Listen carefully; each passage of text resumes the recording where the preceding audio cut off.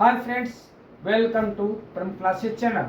दोस्तों, आप सभी का परम क्लासेस चैनल के इस मंच पर एक बार पुनः स्वागत है।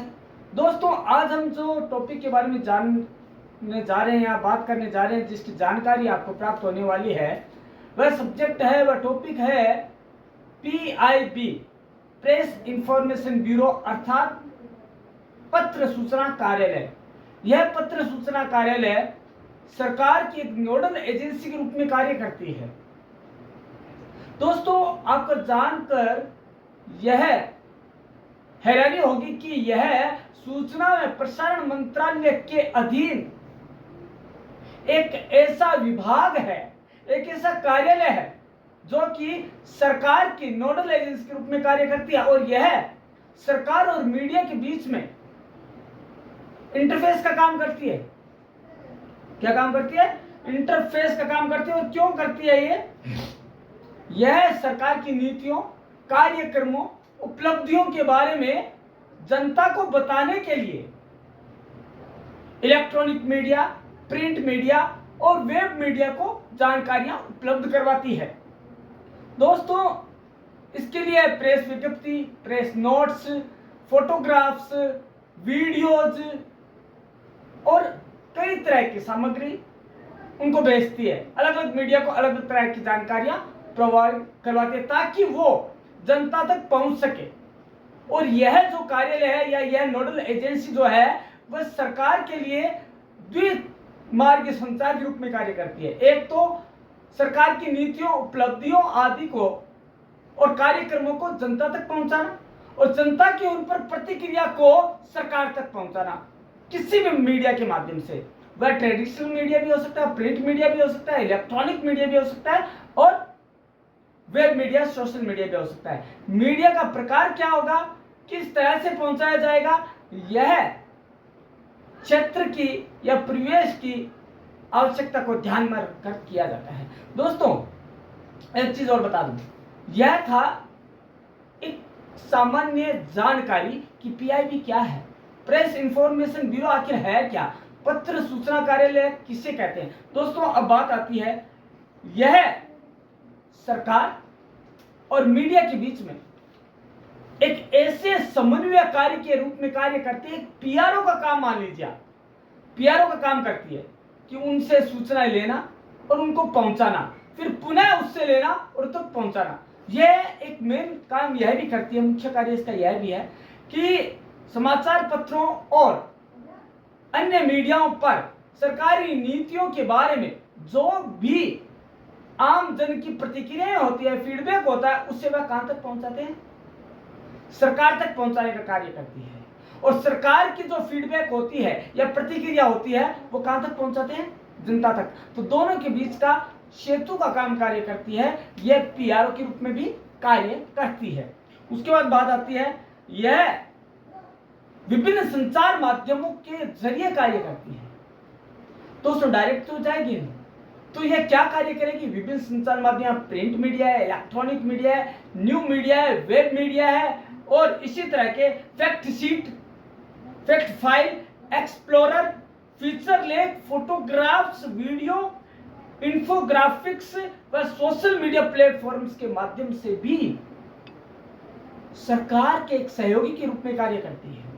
सरकार के बारे में जो उनकी नीतियां हैं, उनके कार्यक्रम है, सरकार की क्या उपलब्धियां रही है, उसके बारे में सरकार की जो जानकारियां, उसके बारे में जनता को अवगत करवाने के लिए वह मीडिया को ये जानकारियां प्रेस नोट के रूप में, प्रेस विज्ञप्ति के रूप में या वीडियो के रूप में भेजती है। दोस्तों, यह गृह पत्रिका का प्रकाशन भी करती है, जिसके जरिए आम जन तक,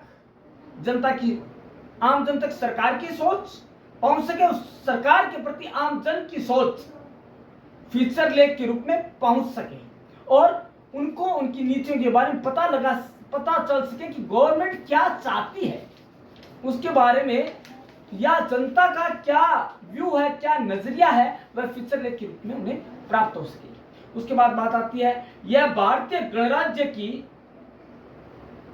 22 आधिकारिक भाषाओं में, कितनी? 22, यह वस्तुनिष्ठ प्रश्न है। 22 आधिकारिक भाषाओं में हिंदी व अंग्रेजी के अलावा 14 तो भारतीय आधिकारिक भाषाओं में और अन्य 9 भाषाओं के अंदर यह सूचना, समाचार, प्रेस विज्ञप्ति उपलब्ध करवाती है। टोटल कितनी भाषाएं हो गई? 22 आधिकारिक, और वो भी हिंदी और इंग्लिश के अलावा डोगरी हो गई, पंजाबी हो गई, मलयालम हो गई, इन सभी भाषाओं में यह उपलब्ध करवाती है। यह तो हो गई इसके बारे में छोटी सी जानकारी। अब बात आती है इसका इतिहास क्या है। इसकी यदि हम पृष्ठभूमि देखें तो इसकी क्या है, तो दोस्तों पृष्ठभूमि में जाते हैं तो पता चलता है कि जून 1919 में, तब जून 1999 में ब्रिटिश सरकार के समय, ब्रिटिश सरकार तो आपके समझ में आया गया होगा, अंग्रेजी हुकूमत जिसने की भारतीय लोकतंत्र में प्रजातंत्र की जगह है, एक ऐसा शासन थोप दिया जिसकी वजह से हम दास्ता की बेड़ियों में जकड़ कर रह गए। लेकिन इन बेड़ियों को काटने का काम पत्रकारिता ने बेहद ईमानदारी के साथ किया। और उसी समय की बात है जब यह ईमानदारी के साथ पत्रकारिता अपना कार्य कर रही थी, उसी समय जून 1919 में ब्रिटिश सरकार के एक छोटे से प्रकोष्ठ के रूप में पत्र सूचना कार्यालय की स्थापना की गई। इसका मूल कार्य क्या था? ब्रिटिश संसद को भारत के बारे में एक रिपोर्ट प्रस्तुत करना। उस समय इसका मुख्यालय कहां था? शिमला में था। शिमला में जो इसका कार्य था, उसका मेन कार्य या मुख्य कार्य क्या था? ब्रिटिश सरकार या ब्रिटिश संसद के समक्ष भारत के संबंध में जो भी जानकारी है उसे उसके समक्ष पेश करना, प्रस्तुत करना, ताकि उसके बारे में वो निर्णय ले सके कि भारतीयों के साथ कैसा और दुर्व्यवहार किया जाना है। उसके बाद बात आती है इसके उस समय प्रधान जो थे, प्रमुख जो थे, प्रधान प्रमुख वो थे डॉक्टर एल.एफ.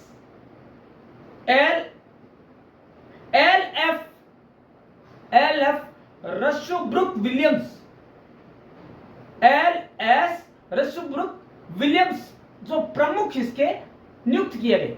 उसके बाद बात आती है जिन्हें विशेष कार्य अधिकारी के नाम से जाना जाने लगा। अभी दूसरा ये वस्तुनिष्ठ क्वेश्चन हो गया।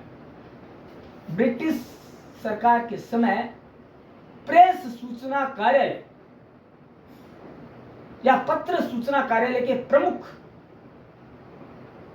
का क्या नाम था और क्या पद था उसका? विशेष कार्यकारी अधिकारी, उसका नाम था एल.एस. और L F. Rushbrook Williams. L F. Rushbrook William के नाम से इसे जाना जाता था। और दोस्तों उसके बाद 1941 में 1941 में जे नटराजन प्रमुख बने और उस समय इसका नाम बदल दिया गया, प्रधान सूचना अधिकारी के रूप में इन्हें जाना जाने लगा। और ये जे नटराजन पहले भारतीय थे जो पत्र सूचना कार्यालय में इस पद पर पदस्थापित हुए। नया वस्तुनिष्ठ क्वेश्चन आ गया, नया एमसीक्यू आ गया कि वह कौन सा भारतीय था, प्रथम भारतीय जिसने पत्र सूचना कार्यालय के प्रथम भारतीय के रूप में शपथ ग्रहण की और वो प्रधान महानिदेशक प्रधान सूचना अधिकारी के रूप में नवनियुक्त हुए, जे नटराजन हुए। उसके बाद बात आती है 1946 में इसका पहले नाम था, एक प्रकोष्ठ के रूप में जाना जाता था, लेकिन उसके बाद इसका नाम कर दिया गया पत्र सूचना कार्यालय, पीआईबी, जो आज भी जाना जाता है पत्र सूचना कार्यालय या प्रेस इंफॉर्मेशन ब्यूरो या पीआईबी। इसका नाम शॉर्ट फॉर्म है पीआईबी। यह भी पूछा जा सकता है पीआईबी का फुल फॉर्म क्या है या पत्र सूचना कार्यालय का संक्षिप्त रूप क्या है, संक्षिप्त नाम क्या है। इसका मुख्यालय कहाँ है? नई दिल्ली में है। राष्ट्रीय सूचना केंद्र नई दिल्ली, राष्ट्रीय मीडिया केंद्र नई दिल्ली, राइट। 1947 के बाद ब्यूरो में कई बार परिवर्तन किए गए या इसका पुनर्गठन किया गया। इसके अंदर समय समय पर पुनर्गठन का जो था दायित्व वो संभाला गया और उसे पूरा किया गया, पुनर्गठन भी किया गया। अब इसकी बात आती है संरचना क्या है, इसकी संरचना कैसी है, क्या काम करती है। दोस्तों सबसे पहले मैं बता दूं, यह भारत सरकार के सूचना और प्रसारण मंत्रालय के तहत एक नोडल एजेंसी के रूप में कार्य करती है, एक स्वतंत्र प्रभाग है इसका, और यह सरकार की जो नीतियां हैं, जो कार्यक्रम है, जो उनकी उपलब्धियां हैं, उन्हें मीडिया तक पहुंचाती है। चाहे वह प्रेस विज्ञप्ति के रूप में पहुंचाए, चाहे वह प्रेस नोट के रूप में पहुंचाए, चाहे वह वीडियो के रूप में पहुंचाए, चाहे वह फीचर लेख के रूप में पहुंचाए, चाहे वह फोटोग्राफ्स के रूप में पहुंचाए, लेकिन वह मीडिया को पहुंचाती है। मीडिया किसी भी स्वरूप में हो सकता है। मीडिया प्रिंट मीडिया हो सकता है, इलेक्ट्रॉनिक मीडिया हो सकता है, न्यू मीडिया हो सकता है, सोशल मीडिया हो सकता है। उनका मेन ध्येय क्या होता है? इस कार्यालय का मेन ध्येय है आम जनता तक सरकार की नीतियों, कार्यक्रमों और उपलब्धियों की जानकारी पहुंचाना और उन पर जनता की प्रतिक्रिया से सरकार को अवगत करवाना, ताकि सरकार उनके बारे में सोच सके और उनकी प्रतिक्रिया, सरकार की जो प्रतिक्रिया है वो उन तक पहुंच सके। यह मेन काम कौन करता है? पत्र सूचना कार्यालय का ही प्रमुख कार्य है, और ये पूछा जा सकता है आपको। उसके बाद आता है नई दिल्ली में तो है, लेकिन इसके अलावा इसका एक विशाल नेटवर्क भी है दोस्तों।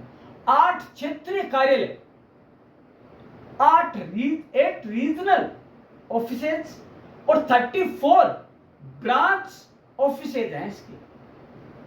इतना बड़ा नेटवर्क है इसका, जिसके माध्यम से, जिसकी सेवा से या जिसके सहयोग से यह कार्य करती है। पत्र सूचना कार्यालय का मेन कार्य, और ब्यूरो में वर्तमान में इसके हेड ऑफिस में जो दिल्ली में है, उसमें वर्तमान में 60 सूचना अधिकारी कार्यरत है। इससे भी अधिक है जो अलग अलग पदों पर कार्यरत है। 60 सूचना अधिकारी कार्य कर रहे हैं पत्र सूचना कार्यालय में। अब आप अनुमान लगा सकते हैं कि कितना विशाल नेटवर्क होगा।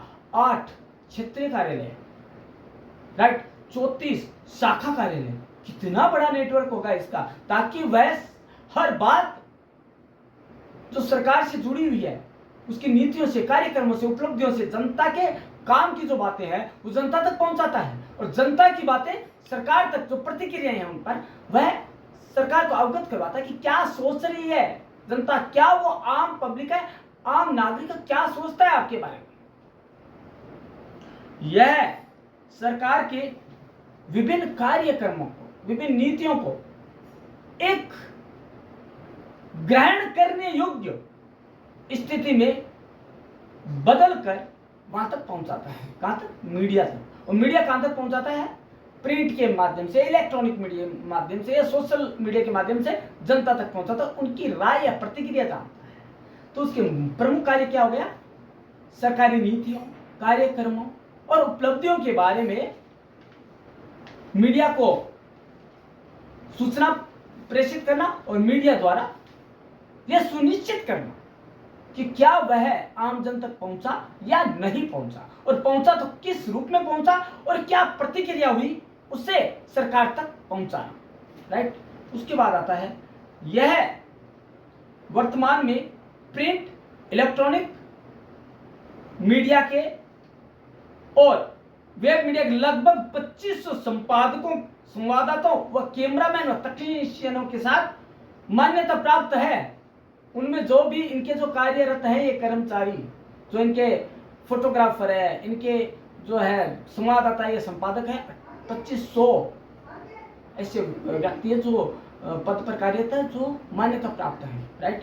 उसके अलावा इनकी वेबसाइट में, इनकी वेबसाइट जो PIB की वेबसाइट है pib.gov.in पर 1947 से जो भी प्रेस विज्ञप्तियां जारी की गई उन सब का अभिलेखागार है दोस्तों।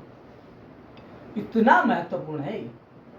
प्रेस इंफॉर्मेशन ब्यूरो में आज की जानकारी नहीं मिलेगी। सन 47 से, जब से देश आजाद हुआ है, तब से जो जो प्रेस विज्ञप्तियां जारी की गई उसका संग्रहालय के रूप में कार्य करता है, उसका अभिलेखागार है।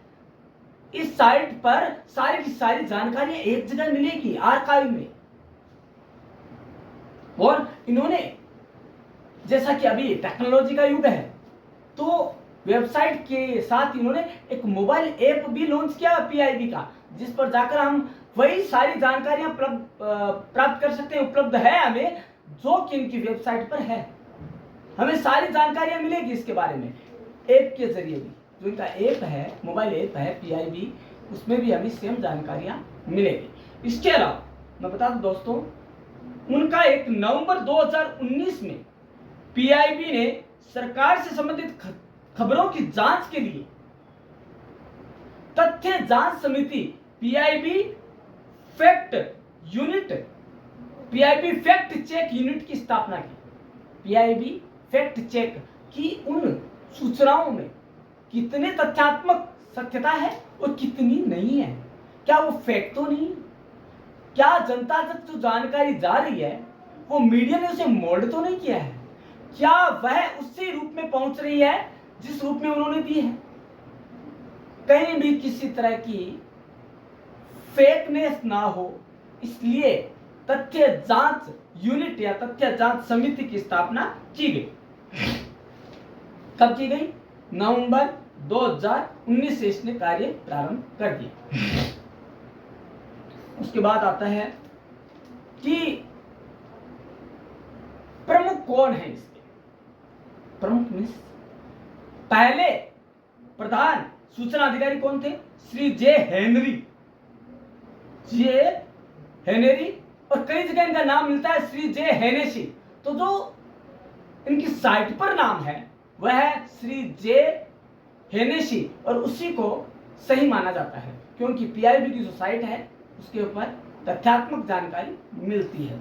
फिर आता है प्रथम भारतीय प्रधान सूचना अधिकारी कौन हुए? भारतीय प्रधान सूचना अधिकारी जे नटराजन हुए।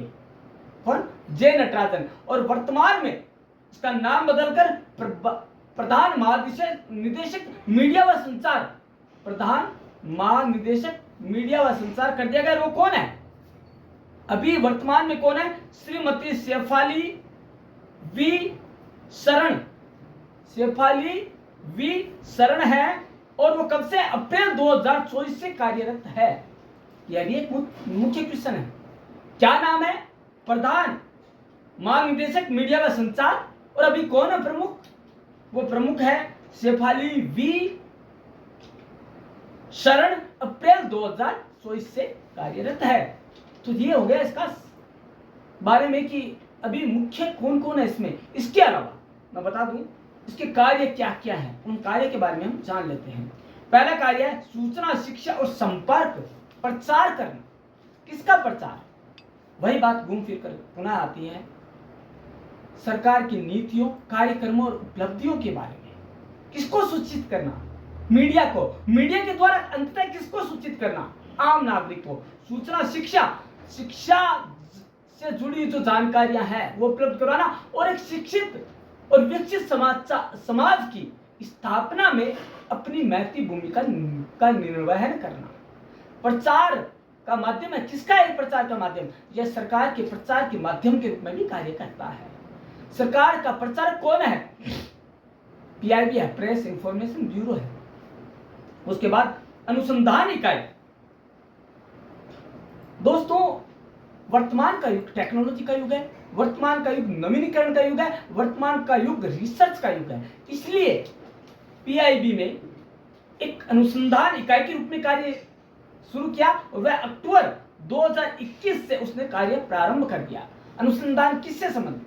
सूचनाओं से संबंधित, सूचनाओं की गहराई से जांच के संबंध में, सूचना क्या है और इसके अनुसंधान के संबंध में क्या नया किया जा सकता है, किस तरह से हम नए मीडिया के माध्यम से जनता तक पहुंच सकते हैं, मीडिया तक कैसे पहुंचा जा सकता है, ये सारी की सारी अनुसंधान इकाइयां काम करती है। उसके बाद बात आती है JWS ऑनलाइन आवेदन प्राप्त करना। सूचना और प्रसारण मंत्रालय द्वारा लागू पत्रकार कल्याण योजना के तहत JWS एक समिति है। वो क्या करती है? पत्रकार वित्तीय योजना के अंतर्गत पत्रकारों से, मान्यता प्राप्त पत्रकारों से आवेदन स्वीकार करती है। और उसका कार्य क्या है? आवेदन स्वीकार करके क्या काम करती है ये पत्र सूचना कार्यालय? और आगे क्या काम करता है? यह आगे विचारार्थ भेजता है JWS को, जो समिति है ना, उसको। वो क्या कार्य करती है? यदि आवेदन सही माना गया तो क्या किया जाता है? यदि पत्रकार की मृत्यु हो जाती है तो ऐसी विकट परिस्थिति में, कठिनाई में उसके आश्रितों को 5 लाख तक की वित्तीय सहायता प्रदान की जाती है। समझे? देखिए, कोई पत्रकार है, मान्यता प्राप्त है पत्र सूचना कार्यालय का, भारत सरकार का कोई मान्यता प्राप्त पत्रकार है, और उसकी डेथ हो गई और उसके परिवार वाले जो उसके आश्रित है उनको वित्तीय कठिनाई हो रही है, वित्तीय संकट है उनके ऊपर, तो उनको 5 लाख तक की वित्तीय सहायता यह प्रदान करेगी। पत्रकार कल्याण योजना उन्हें प्रदान करेगी। राइट? उसके बाद बात आती है और क्या क्या कार्य है इसके।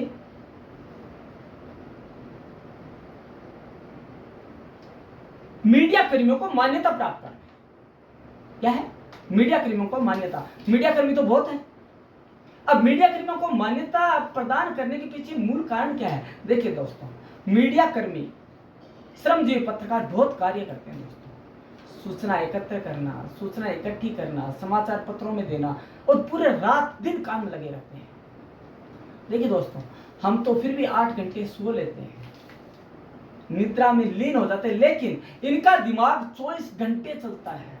इनके दिमाग में कुछ न कुछ दौड़ता रहता है, और वह इन पत्रकारों की सहायता के लिए उनको मान्यता प्रदान करते हैं। मान्यता प्राप्त जितने हैं मैं बता दूं आपको, मान्यता प्राप्त पत्रकार हैं इनके 9 मई 2023 तक की बता रहा हूं मैं संख्या क्या है। उसमें 1482 1482 संवाददाता मान्यता प्राप्त है, जबकि 505 कैमरामैन या फोटोग्राफर, 104 टेक्नीशियन, 120 संपादक और मीडिया आलोचकों को भी मान्यता प्राप्त है, जिसके तहत ये सरकारी योजनाओं का और सरकारी नियमों का और सरकारी सूचनाएं प्राप्त करने का के अधिकारों का लाभ उठा सके। ये उन्हीं को प्राप्त है जिनके पास मान्यता प्राप्त है, जिनको मान्यता प्राप्त है। उनके अलावा किसी को भी यह आजादी या अधिकार प्राप्त नहीं है। उसके अलावा जब हम बात करते हैं कि इसका संगठन कैसा है या फैक्ट चेक कैसे करते हैं, तो दोस्तों मैं बता दूं, इसका फैक्ट चेक करने का एक बड़ा ही अलग तरीका, अलग ढंग है। क्या ढंग है बताऊं? चलो बता देता हूं। इसका ढंग यह है कि वह सूचनाओं को पहले तो एकत्र करता है, फिर जो सूचनाएं आई उन्हें फैक्ट चेक करने के लिए भेज देता है, जो इनकी एक PIB फैक्ट चेक यूनिट में जाता है। उसकी फैक्ट चेक किया जाता है, और उस पर जब फैक्ट चेक हो जाता है तो उसकी मोहर लगा दी जाती है, उससे सत्यापित कर दिया जाता है, और यह मीडिया में भेज दिया जाता है। लेकिन इसका कार्य यहीं खत्म नहीं हो जाता। तो दोस्तों अब देखिए आप, मीडिया द्वारा भी जब सूचना भेजी जाती है उसे रीटाइप किया जाता है। रीटाइप में कहीं गुड़ गोबर तो नहीं हो गया, कहीं तथ्यात्मक चीजें गायब तो नहीं हो गया, इसका फैक्ट भी चेक होता है, पब्लिश होने के बाद भी और पब्लिश होने से पूर्व भी। तो यह किसकी यूनिट है? यह यूनिट है PIB की तथ्य चेक समिति या PIB फैक्ट चेक यूनिट के तहत यह कार्य किया जाता है, और यह 2019 से कार्य करना शुरू कर दिया इसने। राइट? उसके बाद बात आती है संगठन कैसा है इसका। तो संगठन की बात आती है तो हम बात कर लेते हैं। इससे ज्यादा और प्रभावी संगठन क्या होगा कि यह भारत सरकार के मंत्रालय, कौन सा मंत्रालय? सूचना और प्रसारण मंत्रालय के अधीन या उनके तहत या उनसे संलग्न एक कार्यालय के रूप में है, और उसी के रूप में कार्यरत है। अब इसका मुख्यालय कहाँ है? नई दिल्ली में। क्या नाम से है? राष्ट्रीय मीडिया केंद्र नई दिल्ली। पूछा जा सकता है कि इसके प्रधान कार्यालय का क्या नाम है? राष्ट्रीय मीडिया केंद्र नई दिल्ली। अब बात आती है इसमें कौन क्या है। तो दोस्तों मैं बता दूं, इसके जो प्रमुख को क्या कहते हैं? प्रधान महानिदेशक मीडिया व संचार। क्या कहते हैं? प्रधान महानिदेशक मीडिया व संचार उसके बाद बात आती है इसकी सहायता के लिए एक महानिदेशक और 8 अतिरिक्त महानिदेशक की टीम कार्य करती है। तो ये है एक पीआईबी के बारे में मोटी मोटी जानकारी, या इसके कार्य प्रणाली क्या है, इसका कार्य करने का ढंग क्या है, इसके कार्य क्या है, ये क्या है, पीआईबी का संगठन क्या है, पीआईबी है क्या, या इसका प्रमुख कौन है। लेकिन दोस्तों, हर वीडियो के बाद में जैसा कि हम बताते हैं वस्तुनिष्ठ प्रश्न, एमसीक्यूज, इससे संबंधित एमसीक्यू क्या है, क्या कौन कौन से महत्वपूर्ण प्रश्न आपको पूछे जा सकते हैं पीआरओ में, पीआरओ के एग्जाम के लिए, एपीआरओ के एग्जाम के लिए, किसी भी स्टेट का हो पूछा जा सकता है क्योंकि नेशनल लेवल का है। उसके बाद बात आती है आपकी यूजीसी नेट में भी महत्वपूर्ण है, एमजीएमसी बीजीएमसी के लिए भी, क्योंकि सेमेस्टर प्रणाली है तो वहां पे एमसीक्यूज तो आएंगे। तो दोस्तों, पहला क्वेश्चन तो ये बनता है कि पीआईबी किस मंत्रालय के अधीन कार्य करता है। सूचना प्रसारण मंत्रालय के अधीन कार्य करता है। इसका फुल फॉर्म क्या है? प्रेस इंफॉर्मेशन ब्यूरो, हिंदी में क्या कहते हैं? प्रेस सूचना कार्यालय। संक्षिप्त नाम क्या है? पीआईबी। लेकिन बात आती है कि इसकी स्थापना कब हुई? सबसे पहले स्वतंत्र भारत नहीं, सबसे पहले कब हुई? तो जून 1919 में हुई। कब हुई? जून 1919 में ब्रिटिश सरकार के अधीन भारतवर्ष में हुई। मूल इसका क्या उद्देश्य था? इसका मूल उद्देश्य था ब्रिटिश संसद के समक्ष भारत के विषय में रिपोर्ट पेश करना। और मुख्यालय कौन सा था उस समय? इसका मुख्यालय था शिमला के अंदर स्थित था।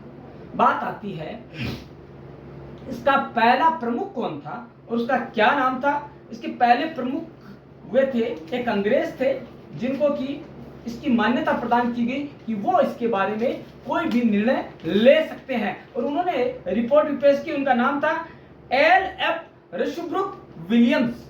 एल.एफ. रशब्रूक विलियम्स। उन्होंने क्या किया? रिपोर्ट पेश की। उसके बाद बात आता है इनका नाम क्या था? कार्यकारी अधिकारी, विशेष कार्यकारी अधिकारी। तो दूसरा क्वेश्चन ये हो गया, प्रमुख कौन था इसका पहला? एल.एफ. रशब्रूक विलियम्स। नाम क्या था उस पद का? विशेष कार्यकारी अधिकारी। लेकिन अब दूसरा सवाल यह बनता है, 1941 में जे नटराजन वह प्रथम भारतीय थे जो उसके प्रमुख पद पर आसीन हुए, और उस पद का नाम था प्रधान सूचना अधिकारी का पद। राइट। उसके बाद बात आती है, ये पहले भारतीय थे। अब बात आती है कि इसका नाम पीआईबी कब किया गया? पत्र सूचना कार्यालय जो नाम है ये कब रखा गया? 1946 में इसका नाम बदलकर पत्र सूचना कार्यालय कर दिया गया। और उसमें आमूलचूल परिवर्तन कब हुए? तो दोस्तों, 1947 के बाद इसके कई बार पुनर्गठन किया गया। सरकारों ने अपने अनुरूप इससे पुनर्गठन किया। अब बात आती है इसके मूल कार्य क्या है। इसके मूल कार्य मैं बता देता हूं। मूल कार्य इसके हैं सूचना की नीतियों, सरकार की नीतियों, कार्यक्रमों, उपलब्धियों के बारे में जनता तक जानकारी पहुंचाना। किसके माध्यम से? मीडिया के माध्यम से। अब बात आती है कि इसके लिए कौन कौन से कार्य करती है। ये कार्य करती है फोटोग्राफ भेजने का, अन्वेषण समिति का कार्य है। राइट। इसके अलावा मान्यता प्राप्त करना, जो पत्रकार है उनको मान्यता प्राप्त करना, या जो सूचना प्रसारण मंत्रालय की एक योजना है पत्रकार कल्याण योजना, उसके तहत JWS समिति बनी हुई है, उसकी सहायता करना। जो आवेदन आते हैं उनके प्रति सहायता करना। और कितनी वित्तीय सहायता दी जाती है? 5 लाख। यदि किसी मान्यता प्राप्त पत्रकार की डेथ हो जाती है, मृत्यु हो जाती है, तो उसके आश्रितों को वित्तीय संकट से उबारने के लिए वित्तीय सहायता प्रदान की जाती है 5 लाख तक की। तो दोस्तों, बात आती है कि ये तो है, लेकिन वर्तमान में ये कितनी भाषाओं में काम करती है? 22 भाषाओं में। और किसके अलावा है 22 भाषाएं? ये 22 भाषाएं हैं हिंदी और इंग्लिश के अलावा। हिंदी और इंग्लिश के अलावा 22 भाषाओं में कार्य करती है। लेकिन 14 तो क्षेत्रीय भाषाएं हैं, उसके अलावा मान्यता प्राप्त जो भाषाएं हैं 22 तो आधिकारिक है, 14 मान्यता प्राप्त है। उनमें से बाकी की क्या है, डोगरी, पंजाबी, मलयालम, इन भाषाओं में भी यह समाचार प्रस्तुत करती है, पेश करती है मीडिया के समक्ष। उसके बाद आती है बात कि इसकी संरचना कैसी है, इसके क्षेत्रीय कार्यालय कितने हैं, 8 है। इसकी शाखाएं कितनी है, 34 है, 34 इसकी शाखाएं हैं जिसके माध्यम से कार्य को अंजाम देती है या शाखाओं के माध्यम से कार्य करती है। इसके अलावा 60 से अधिक यहाँ पे सूचना अधिकारी कार्यरत है, वो कार्य करते हैं। उसके बाद बारी आती है कि यह किस रूप में कार्य करते हैं, नोडल एजेंसी के रूप में कार्य करती है।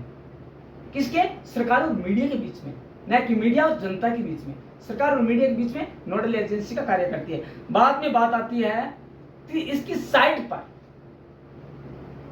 वेबसाइट पर 1947 से जितनी विज्ञप्तियां जारी हुई उसका अभिलेखागार है। हमें उस समय की जानकारियां सारी मिल सकती है यदि हम जानना चाहें तो। इसके अलावा इन्होंने एक मोबाइल संस्करण ऐप भी लॉन्च किया है जिसमें भी हमें सारी जानकारी मिल सकती है। नवंबर 2019 में या नवंबर 2019 से पीआईबी ने सरकार से संबंधित सूचनाओं की तथ्यपरक जांच के लिए पीआईबी फैक्ट चेक यूनिट की स्थापना की।